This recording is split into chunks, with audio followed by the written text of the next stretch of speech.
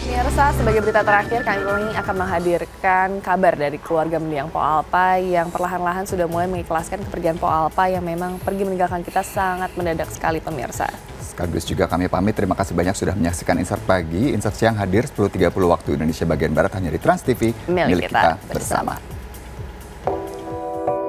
Perkabungan masih teramat pekat menyelimuti keluarga atas kepergian Mpok Alpa. Hari-hari terasa berat dilalui lantaran tidak ada lagi tangan yang merangkul penuh cinta, perhatian dan kasih sayang dari Mpok Alpa.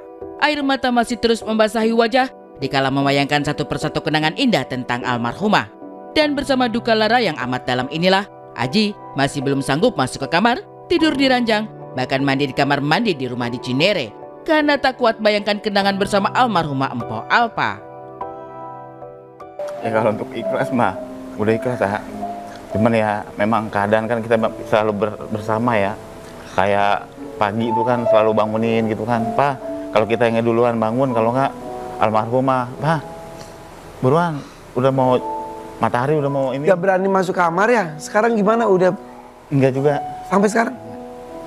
Bukan nggak berani ya. Di situ kan banyak kenangan-kenangan ya. Banyak barang-barang peninggalan juga kan. Banyak peninggalan, jadi belum kuat aja hati.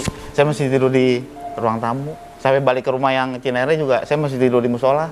Oh sekarang tuh? Iya. Ya katanya udah pindah ke rumah yang baru ya? Musola. Gak berani masuk kamar? Nggak, mandi aja saya nggak di situ kan, banyak sabun apa gitu. Keikhlasan memang tidak hadir secepat air mata jatuh, tapi ia tumbuh perlahan di antara doa yang tak pernah terputus. Dan kehilangan Mpok Alpa memang cukup terasa mengguncang hidup keluarga. Kendati demikian, hidup harus terus berjalan. Di fase inilah, Aji bersama Petong dan Serli serta si kembar harus melanjutkan hidup. Dan Selasa kemarin, untuk pertama kalinya, ketiganya tampil perdana di layar kaca. Tapi, lihatlah raut wajah kesedihan itu masih tetap melekat di wajah. Ya, hari pertama walaupun masih sedikit rasa berat gitu ya, ya mau nggak mau kita berusaha untuk mengikhlaskan dan meridoi kalau almarhum memang udah nggak ada di dunia, tapi tetap ada di hati kita dan anak-anak. Pas masih ada almarhum pernah kesini juga. Iya. Terus ini baru kesini lagi. Gimana dengan suasana beda ya? Iya. Pas masuk juga sedih biasanya sama mama kesininya. Ini enggak. 12 hari sudah Mpok Alpa tiada.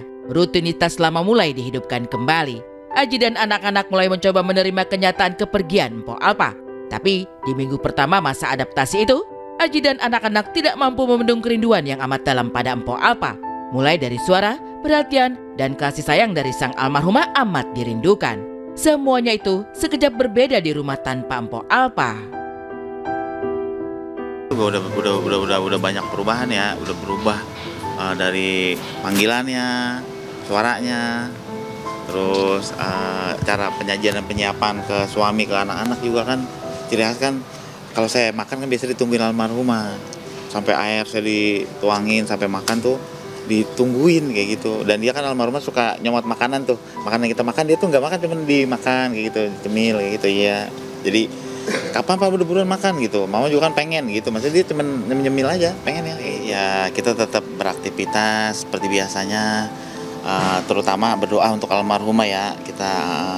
Saya pesan sama anak juga 5 waktu jangan ditinggal kan, sholat 5 waktu jangan ditinggal, doain almarhumah. Selalu mama nih nggak ada, apa mama ada, mama masih ada di hati kita, walaupun di dunia tuh kita nggak pernah lihat dari kasat mata ya kayak gitu. Dan almarhum juga ngelihat kita gitu, kalau kita bahagia almarhum juga bahagia kayak gitu kan. Jadi kita juga nggak boleh terlalu lama-lama bersedih ya kan. Biasa kita untuk belajar untuk mengikhlaskan dan meridoinya, biar almarhum juga kan di sana tuh tenang kayak gitu kan. Kalau kita masih mikirin, masih sedih juga kan nggak boleh kayak gitu. Jadi ya kita berusaha untuk tegar. Sejak kepergian Mpok Alpa, Aji yang menjadi satu-satunya tiang yang menyangga rumah kecil mereka. Ia memegang semua peranan yang dulu dibagi dua, yakni menjadi ayah, ibu, pelindung, sekaligus penyemangat. Tak sampai di situ saja, Aji juga harus menjadi tulang punggung keluarga, mencari nafkah untuk hidupi keempat anak-anaknya. Pada kondisi inilah, benarkah Aji siap memulai rutinitas bekerja jual beli mobil? Usaha yang ia bangun setelah tak lagi menjadi pengepul ayam potong? Ada, ya kayak saya bisa jual beli mobil kayak gitu kan. Emang kerjaannya kan kayak gitu.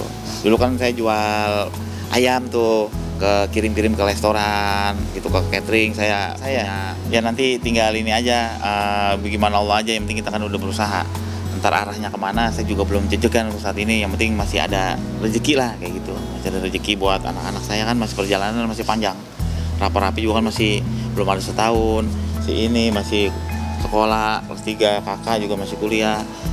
Saya juga harus berjuang kayak gitu kan untuk menghidupkan anak-anak, ya kan, biar anak-anak bisa sekolah yang sampai selesai kayak gitu kan, pesan almarhum kayak gitu.